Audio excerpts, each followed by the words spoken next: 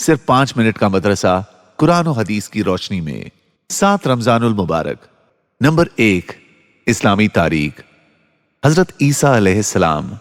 حضرت عیسیٰ علیہ السلام کو یہ خصوصیت حاصل ہے کہ بغیر باپ کے اللہ تعالیٰ نے اپنی قدرت سے ان کو پیدا فرمایا۔ ان کی والدہ حضرت مریم علیہ السلام پر قوم نے جب الزام لگایا تو معجزے کے طور پر پیدائش کے بعد ہی حضرت عیسیٰ علیہ السلام نے اپنی والدہ کی پاکی اور عصمت کو بیان کیا کہ میں اللہ کا بندہ اور اس کا رسول ہوں۔ اس نے مجھے کتاب انجیل عطا فرمائی ہے، مجھے نماز اور زکوٰۃ ادا کرنے کا حکم دیا ہے۔ قوم بنی اسرائیل میں اس وقت مشرکانہ عقائد، بغض و حسد اور روحانی بیماریاں عام ہو گئی تھی۔ وہ اللہ کے احکام میں تبدیلی کرتے ان کی بدبختی یہاں تک پہنچ گئی تھی کہ وہ رسولوں کے قتل سے بھی نہیں ڈرتے تھے۔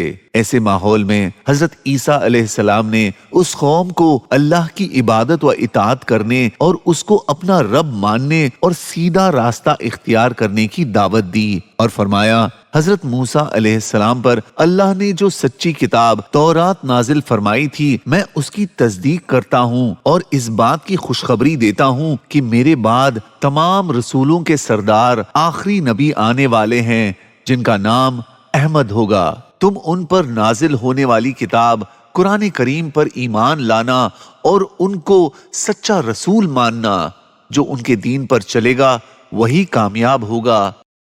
نمبر 2، اللہ کی قدرت، مخلوق کو رزق دینا۔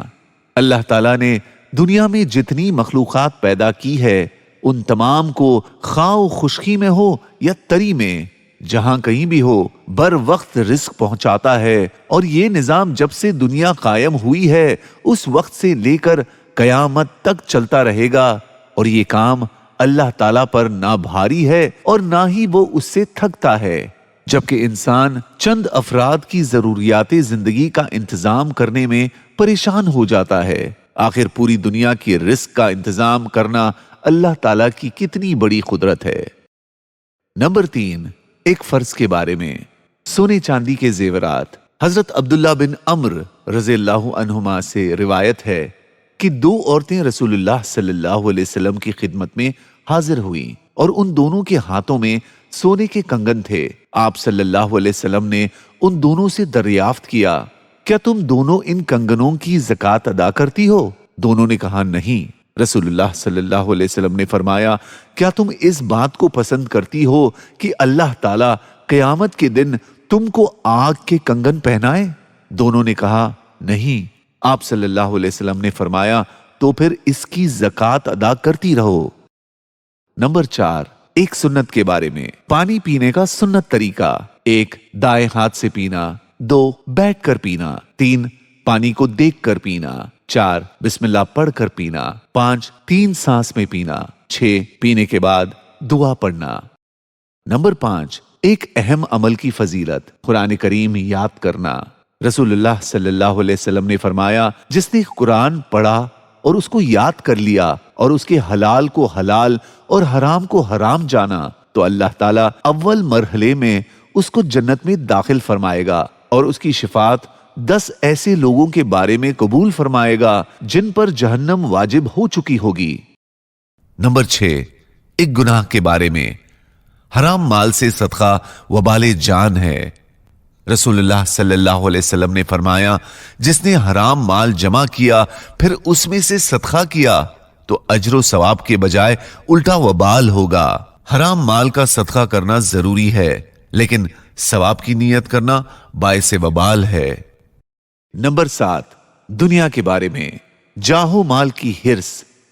رسول اللہ صلی اللہ علیہ وسلم نے فرمایا، 2 بھوکے بھیڑیے جن کو بکریوں کے ریوڑ میں چھوڑ دیا جائے تو اتنا نقصان نہیں پہنچاتے جتنا کہ انسان کے حرص جو مال و مرتبہ کو حاصل کرنے کے لیے ہو اس کے دین کو نقصان پہنچاتی ہے۔ نمبر 8، آخرت کے بارے میں، حور عین زعفران سے پیدا کی گئی ہے۔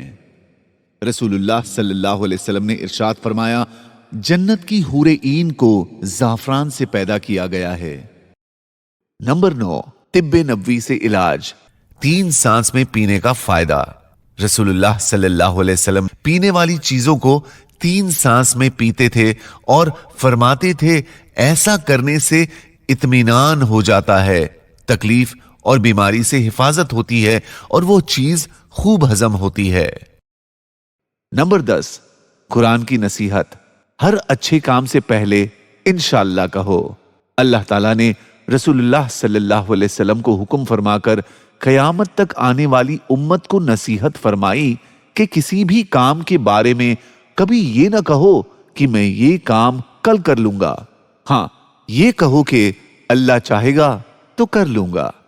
जज़ाकल्लाह।